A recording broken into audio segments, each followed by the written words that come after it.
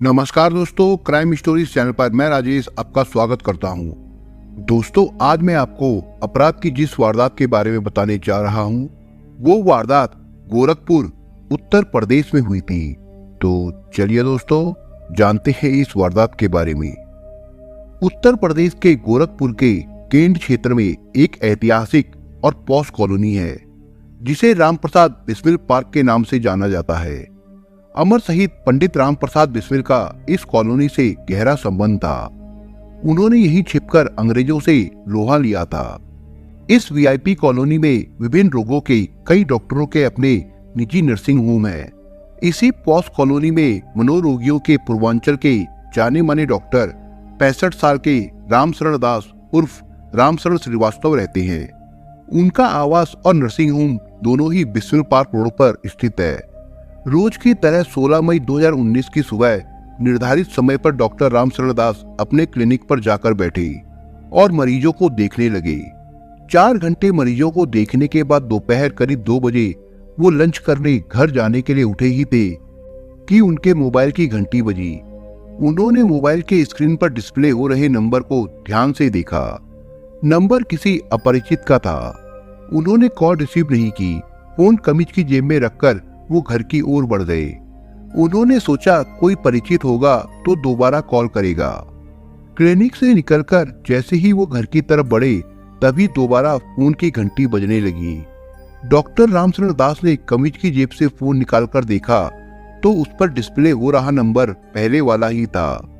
उन्होंने call receive कर hello कहा तो दूसरी ओर से आवाज आई, क्या मैं डॉक्टर रामशरण श्रीवास्तव से बात कर रहा हूँ?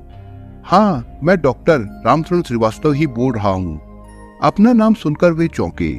दरअसल लोग उन्हें डॉक्टर रामशरण दास के नाम से जानते थे, लेकिन फोन करने वाले ने उन्हें रामशरण श्रीवास्तव कहकर संबोधित किया था। इसलिए वो चौंके थे, क्योंकि ये नाम उनके करीबी ही जानते थे। उन्होंने चौंकते हुए पूछा, आप कौन बोल रहे हैं? मैं ट्रांसपोर्ट नगर पुलिस चौकी से चौकी इंचार्ज शिव प्रकाश बोल रहा हूँ। फोन करने वाले ने अपना परिचय दिया। जी बताइए, मैं आपकी क्या मदद कर सकता हूँ? परिचय जानने के बाद डॉक्टर रामशरण ने सम्मान पूर्वक सवाल किया, डॉक्टर साहब, आप शाम को ट्रांसपोर्ट नगर पुलिस चौकी पर आकर मुझसे मिल लीजिए। ज्योति सिंह नाम की एक महिला ने आपके खिलाफ शिकायत दर्ज कराई है। ये सुनकर डॉक्टर हैरान रह गए। उन्होंने बुझे मन से पूछा, महिला ने मेरे खिलाफ शिकायत दर्ज कराई है? लेकिन मैं तो ऐसी किसी महिला को नहीं जानता जिसे मुझसे कोई शिकायत हो। शाम को जब आप चौकी पर आएंगे तो पता चल जाएगा। इतना कहकर दूसरी ओर से फोन काट दिया गया। एक पल के लिए डॉक्टर रामशरण दास को ये बात मजाक लगी। उन्होंने सोचा कि किसी परिचित को उनका मोबाइल नंबर मिल गया होगा और वो मजाक कर रहा होगा, लेकिन मन ही मन वे परेशान भी थे। आखिर कौन ऐसी महिला है जिसने उनके खिलाफ शिकायत दर्ज कराई है? इसी उधेड़-बुन में वो घर पहुंचे और जल्दी ही लंच करके क्लिनिक लौट आए। उनके मन में बार बार फोन करने वाले व्यक्ति की बातें गूंज रही थी। क्लिनिक आने के बाद वे कुछ देर वहां बैठे रहे और फिर सच्चाई जानने के लिए शाम 6 बजे के करीब ड्राइवर को लेकर कार से ट्रांसपोर्ट नगर पुलिस चौकी जा पहुंचे। चौकी पहुंचकर उन्होंने पहरे पर तैनात संतरी से चौकी प्रभारी शिव प्रकाश सिंह से मिलने की बात कही। संतरी ने उन्हें चौकी प्रभारी शिव प्रकाश सिंह से मिलवा दिया। खाकी वर्दी पहने शिव प्रकाश चेयर पर बैठे हुए थे। डॉक्टर रामशरण दास ने उन्हें अपना परिचय दिया तो उन्होंने डॉक्टर दास का गर्मजोशी से स्वागत किया। डॉक्टर सामने पड़ी खाली कुर्सी पर बैठ गए। चौकी इंचार्ज का ये एटीट्यूड देखकर डॉक्टर रामशरण दास को थोड़ा अजीब महसूस हुआ, फिर भी उन्होंने इसे नजरअंदाज कर दिया। थोड़ी देर इधर उधर की बातें करने के बाद शिव प्रकाश उन्हें लेकर विजिटर रूम में चले गए। कमरे में 2 अलग अलग कुर्सियां पड़ी हुई थी। एक कुर्सी पर चौकी इंचार्ज खुद बैठ गए और दूसरी पर डॉक्टर दास। शिव प्रकाश ने एक फाइल से शिकायती पत्र निकाला और डॉक्टर की ओर बढ़ा दिया। शिकायती पत्र किसी ज्योति सिंह नाम की युवती ने दिया था। उसमें लिखा था कि 6 मार्च 2019 की शाम को वो डॉक्टर दास के क्लिनिक पर गई थी। वो अंतिम मरीज थी और क्लिनिक में सन्नाटा था। रात हो गई थी। डॉक्टर साहब ने कहा कि रात में अकेली कैसे जाओगी, मैं तुम्हें घर छोड़ दूंगा। उन्होंने उसे कार में बैठाया और ट्रांसपोर्ट नगर स्थित अमरूद के बगीचे में ले गए। जहां उन्होंने उसके साथ दुष्कर्म किया। चीखने पर उन्होंने उसे जान से मारने की धमकी दी थी। बाद में उसे कुछ रुपए देकर भगा दिया। पत्र दिखाकर चौकी इंचार्ज ने डॉक्टर दास से कहा कि ये पत्र स्पीड पोस्ट के जरिए 12 मार्च 2019 को मिला था, लेकिन चुनावी व्यस्तता की वजह से वो इस शिकायत की जांच नहीं कर सके। शिकायती पत्र में महिला द्वारा दुष्कर्म की बात का जिक्र देखकर डॉक्टर दास के दिल की धड़कनें बढ़ गई। पत्र पढ़कर उनकी आंखों के सामने अंधेरा छा गया। उनकी समझ में नहीं आ रहा था कि क्या वे बोले। उनके चेहरे पर खुद ब खुद परेशानी और डर के मिले जुले भाव उभर आए थे। शिकायती पत्र फाइल में रखते हुए चौकी इंचार्ज शिव प्रकाश ने डॉक्टर दास से कहा, दुष्कर्म के मामले में बड़े बड़े बर्बाद हो जाते हैं। इसी शहर के डॉक्टर डीपी सिंह, विधायक कुलदीप सेंगर या फिर मंत्री गायत्री प्रसाद को देखें, आज तक जेल में चढ़ रहे हैं। सोच लो, मैं मदद करने की कोशिश करूंगा। दुष्कर्म के हश्र की जो तस्वीर चौकी इंचार्ज ने डॉक्टर दास के सामने पेश की थी, उसे सुनकर वो एक बार फिर पसीना पसीना हो गए। लेकिन उन्हें चौकी इंचार्ज की मदद करने वाली बात खटकी। उस समय डॉक्टर दास वापस क्लिनिक लौट आए। वो अपनी क्लिनिक पर लौट तो जरूर आए, लेकिन उनका हाल बेहाल था। वे इस सोच में डूबे थे कि उनकी किसी ज्योति सिंह से कभी मुलाकात हुई थी या नहीं। आखिर वो उन पर ऐसा घिनौना आरोप क्यों लगा रही है। फिर उन्होंने दूसरे नजरिए से सोचना शुरू कर दिया, यानी कहे उन्हें फंसाने के लिए उनके विरुद्ध कोई बड़ी साजिश तो नहीं रची जा रही। उन्होंने जब से शिकायती पत्र पढ़ा था, परेशान होते हुए भी इस बात को किसी से बता नहीं पा रहे थे। वजह ये कि लोग सुनकर उनके बारे में क्या सोचेंगे। बात मीडिया तक पहुंच गई तो उनकी बहुत बदनामी होगी। काफी सोच विचार के बाद डॉक्टर दास को जब कोई रास्ता नहीं सूझा तो उन्होंने इस बारे में अपनी पत्नी को सब कुछ बता दिया। बात सुनकर पत्नी भी परेशान हो गई। दोनों इस नतीजे पर पहुंचे कि सोचने से कुछ नहीं होगा। इस मुसीबत से निकलने के लिए उन्हें कोई कारगर रास्ता तलाश करना होगा। उसी रात 10 बजे के करीब उनके मोबाइल पर एक फोन और आया। डिस्प्ले नंबर देखकर उनका चेहरा खुशी से खिल उठा। वो नंबर एक परिचित का था, जो शहर के न्यूज चैनल सिटी 1 का पत्रकार था। उसका नाम प्रणव त्रिपाठी था। उसे डॉक्टर दास बेटे की तरह मानते थे। डॉक्टर रामचरण दास ने कॉल रिसीव करते हुए कहा, कैसे हो बेटा? बहुत अच्छा हूँ डॉक्टर अंकल। उत्तर देखकर प्रणव ने उनसे पूछा, आप कैसे हैं? क्या बताऊं बेटा, ठीक भी हूँ और नहीं भी। डॉक्टर दास ने नर्वस होकर कहा, बात क्या है अंकल? ऐसी बात तो आपने कभी नहीं की। मेरे लायक कोई सेवा हो तो बताइए, मैं आपकी पूरी मदद करूंगा। नहीं बेटा, तुमने मेरे लिए इतना सोचा, यही मेरे लिए काफी है। आज के जमाने में कोई कहाँ दूसरे के लिए सोचता है। एक बात है जिसमें तुम्हारी मदद की जरूरत है। सकूसते हुए डॉक्टर साहब बोले, हाँ अंकल बताइए, मैं आपके लिए क्या कर सकता हूँ? तुम तो न्यूज चैनल के रिपोर्टर हो और पुलिस विभाग में तुम्हारी अच्छी पकड़ भी है। हाँ अंकल है, पुलिस अधिकारियों से मेरे अच्छे संबंध है। पर बात क्या है? इसके बाद डॉक्टर रामचरण दास ने प्रणव त्रिपाठी को पूरी बात बता दी। उनकी बात सुनकर उसने मदद करने की हामी भी भर दी। प्रणव से बात करने के बाद डॉक्टर दास को थोड़ी शांति मिली। मन का बोझ कुछ कम हो गया था। उस रात उन्होंने आराम की भरपूर नींद ली। अगली सुबह वो उठे तो खुद को तरोताजा महसूस कर रहे थे। दिन भर वे अपने क्लिनिक में व्यस्त रहे, फिर रात को खा पीकर सो गए। रात 1 बजे ट्रांसपोर्ट नगर के चौकी इंचार्ज शिव प्रकाश सिंह अकेले ही डॉक्टर दास के राम प्रसिद्ध बिस्मिल पार्क स्थित आवास पर पहुंच गए। उस समय डॉक्टर दास गहरी नींद में थे। डॉक्टर दास के आवास पर पहुंचकर शिव प्रकाश ने डोरबेल बजाई तो उनकी नींद खुल गई। उन्होंने दरवाजा खोला तो चौकी इंचार्ज शिव प्रकाश सिंह को देखकर वे अवाक रह गए।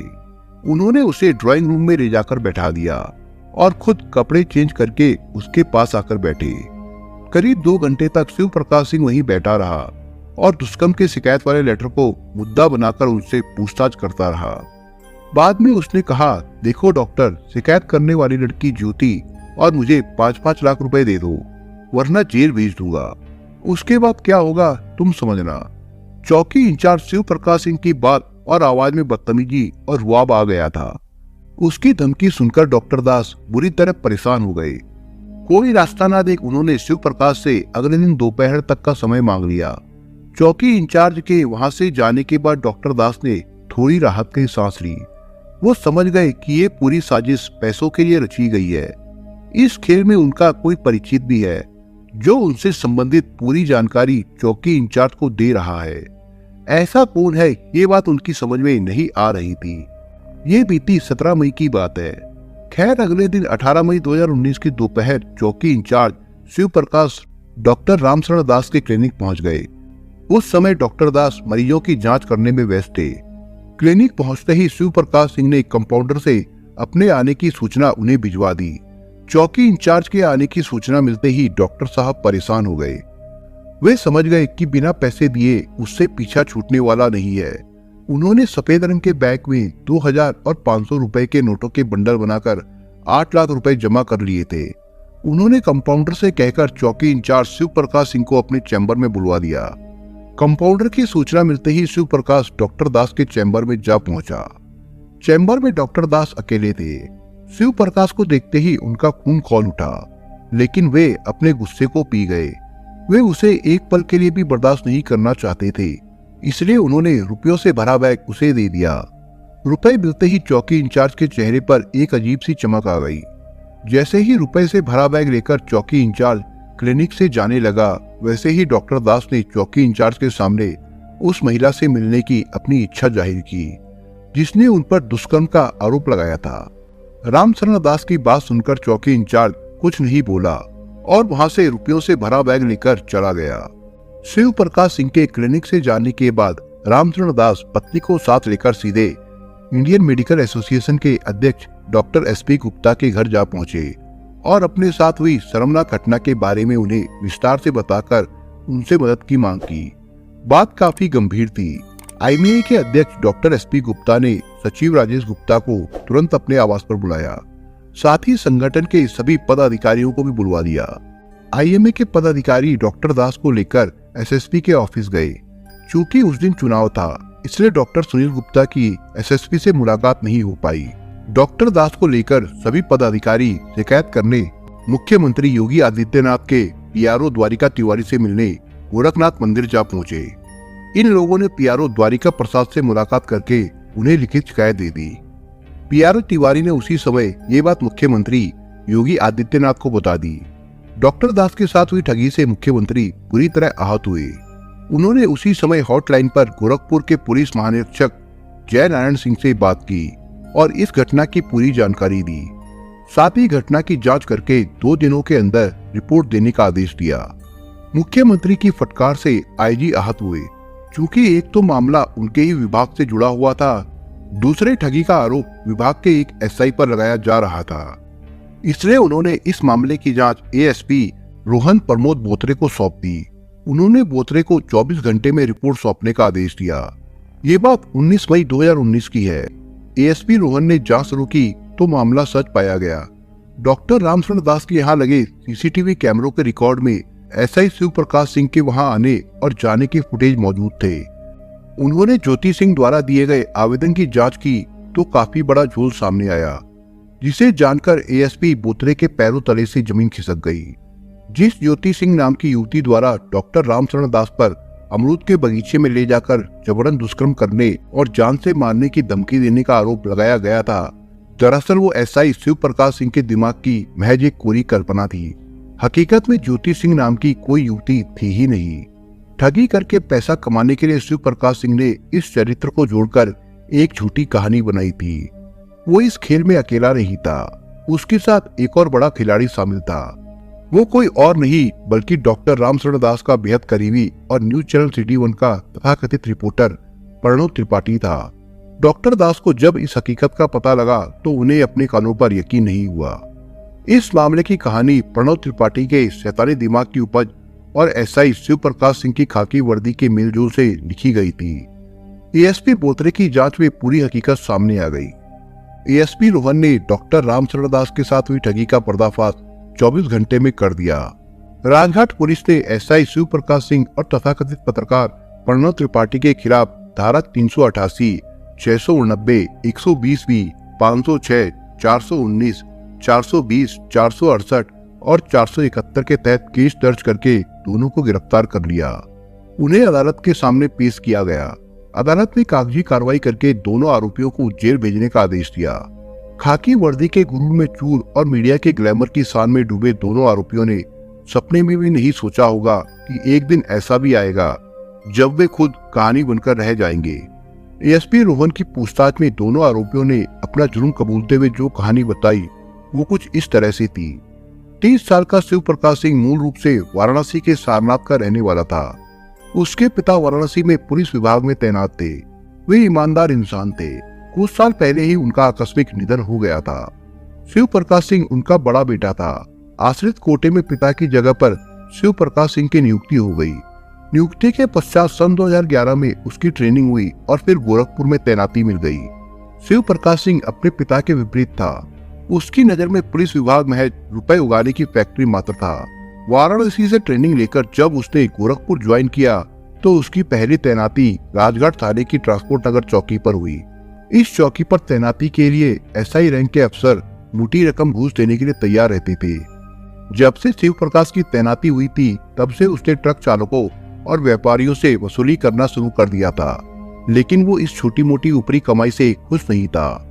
उसे किसी ऐसे आदमी की तलाश थी जिससे एक बार हलाल करके मोटी रकम मिल सके। शिव प्रकाश सिंह की करतूतों की शिकायतें बड़े अधिकारियों तक भी गई, लेकिन वो अपनी चिकनी चुपड़ी बातों और व्यवहार से अधिकारियों को ऐसे झांसे में लेता था कि उसका बात तक बांका नहीं हो पाता था। इससे उसकी हिम्मत और बढ़ गई थी। चौकी इंचार्ज शिव प्रकाश सिंह की दोस्ती न्यूज चैनल सिटी 1 के तथाकथित पत्रकार प्रणव त्रिपाठी से थी। प्रणव कैंट इलाके के अनहलातपुर मोहल्ले का रहने वाला था। मध्यम वर्गीय परिवार का प्रणव बेहद चालाक और शातिर दिमाग था। चौकी इंचार्ज शिव प्रकाश सिंह प्रणव त्रिपाठी की इस अदा का कायल था। दोस्ती होने की वजह से दोनों का साथ साथ उठना बैठना था। बात इसी साल के फरवरी महीने की है। एक दिन दोनों ट्रांसपोर्ट नगर चौकी में बैठे थे। शाम का वक्त था। शिव प्रकाश और प्रणव दोनों चाय की चुस्की ले रहे थे। तभी बातों बातों में चौकी इंचार्ज शिव प्रकाश ने प्रणव से कहा, यार किसी मोटे आसामी का इंतजाम क्यों नहीं करते जिससे एक ही झटके में लाखों के वारे न्यारे हो जाए। प्रणव ने मुस्कुराते हुए जवाब दिया, है एक मोटा आसामी मेरी नजर में। कौन है? शिव प्रकाश ने पूछा। बताओ, मेरी हथेलियों में खुजली हो रही है। इसी शहर का जाना माना मानसिक रोग विशेषज्ञ डॉक्टर रामचरण श्रीवास्तव। वाकई तुमने तो सही आदमी चुना है। एक ही बार में मोटी रकम मिल सकती है। इसके बाद चौकी इंचार्ज शिव प्रकाश सिंह डॉक्टर रामचरण को अपने चुंगल में फंसाने के लिए ऐसी युक्ति सोचने लगा कि जिससे सांप भी मर जाए और लाठी भी ना टूटे। काफी सोचने के बाद उसने एक जबरदस्त योजना बनाई। योजना बनाने के बाद शिव प्रकाश ने दोस्त और तथाकथित पत्रकार प्रणव को चौकी पर बुलाया और उसे योजना के बारे में बता दिया। योजना सुनकर वो भी चकित हुए बिना नहीं रह सका। चौकी इंचार्ज शिव प्रकाश सिंह की योजना सुनकर प्रणव त्रिपाठी ने कहा कि वो इसके सफल होने तक बीच में कभी सामने नहीं आएगा। वो पर्दे के पीछे रहकर डॉक्टर की सारी गोपनीय सूचनाएं उसे देता रहेगा। इस पर शिव प्रकाश राजी हो गया। योजना के मुताबिक 6 मार्च 2019 को एक काल्पनिक किरदार ज्योति सिंह द्वारा डॉक्टर रामचरण श्रीवास्तव के विरुद्ध दुष्कर्म का शिकायती पत्र लिखा गया। डॉक्टर रामचरण त्रिपाठी को इसलिए जानते थे क्योंकि 4 साल पहले डॉक्टर रामचरण दास का एक परिचित प्रणव को नौकरी दिलाने के लिए उनके क्लिनिक पर लाया था। उसके आग्रह पर डॉक्टर दास ने प्रणव को अपने यहाँ नौकरी पर रख लिया। उसने थोड़े ही दिनों में अपने अच्छे व्यवहार से डॉक्टर दास का दिल और भरोसा जीत लिया। डॉक्टर दास उस पर आंख मूंदकर विश्वास करने लगे थे। प्रणव त्रिपाठी क्लिनिक के साथ साथ डॉक्टर दास का कोर्ट कचहरी का काम भी देखता था। लिखने पढ़ने का शौकीन प्रणव उसी दौरान मझोले किस्म के दैनिक और साप्ताहिक समाचार पत्रों में खबरें लिखने लगा। दिमाग से तेज तर्रार प्रणव ने उन्हीं खबरों को आधार बनाकर पुलिस विभाग में अपनी पैठ बनानी शुरू कर दी। उसकी इस कला को देखकर डॉक्टर दास उससे बहुत खुश रहते थे। धीरे धीरे वे उसे अपने मुंह बोले बेटे की तरह मानने लगे थे। इसी बीच प्रणव को ड्रग लेने का चस्का लग गया। जब उसे ड्रग नहीं मिलता था तो वो बीमार पड़ जाता था। तकरीबन 1 महीने तक डॉक्टर दास ने उसका इलाज किया। इसके बाद डॉक्टर दास ने उसे नौकरी से हटा दिया। फिर वो जुगाड़ लगाकर न्यूज चैनल सिटी 1 से जुड़ गया था और खबर देने लगा था। इस चैनल की आड़ में वो अपना उल्लू भी सीधा करता रहा। व्यापारियों से उसे जेब खर्चे की मोटी रकम मिल जाती थी। डॉक्टर दास की यहाँ से नौकरी से निकाले जाने के बाद भी उसने उनसे संबंध नहीं तोड़े थे। वो बार बार उनके संपर्क में बना रहता था। बहरहाल योजना बनाने के बाद इसे अमल में लाने की प्रक्रिया शुरू कर दी गई। लेकिन शिव प्रकाश यहीं पर एक बड़ी गलती कर बैठा। ज्योति का जो शिकायती पत्र थाने भेजा जाना चाहिए था, वो उसने स्पीड पोस्ट से पुलिस चौकी के पते पर पोस्ट कर दिया था। ये गलती उसे भारी पड़ गई। इस चक्रव्यूह में फंसे डॉक्टर दास ने 3 लाख रुपए एक करीबी मित्र से लेकर शिव प्रकाश को 8 लाख रुपए दिए थे। इतने से भी शिव प्रकाश और प्रणव का लालच कम नहीं हुआ और डॉक्टर दास से 2 लाख रुपए और मांगने लगे। ये लोग डॉक्टर दास से 2 लाख रुपए की उगाही कर पाते, इससे पहले ही साजिश का भांडाफोड़ हो गया और दोनों को जेल जाना पड़ा। दोस्तों, आप अगर चैनल पर नए हो तो आप चैनल को सब्सक्राइब करने के साथ कमेंट बॉक्स में इस कहानी के बारे में अपने विचार जरूर लिखिएगा। मिलता हूं एक नई कहानी के साथ, तब तक के लिए अपना ख्याल रखिएगा। धन्यवाद।